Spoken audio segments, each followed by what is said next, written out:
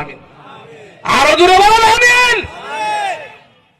বড় বড় আলিম, এই যে একজন শেখুল হাদিস, উনাকে যদি দেওয়া হয় ওয়াজও খবর চা খাই মাতুন দেখি কোন চা খাই, উনার জবান থেকে শুধু হাদিস বাড়াইব, উনার জবান থেকে শুধু হাদিস বাড়াইব। আর যারা হাদিস পড়ায়, প্রতিদিন হাদিস পড়ায় দোয়া করে, হাদিস যারা পড়ায়, বুখারী শরীফ যারা পড়ায়, প্রতিদিন তার চোখের পানি পড়তে থাকে।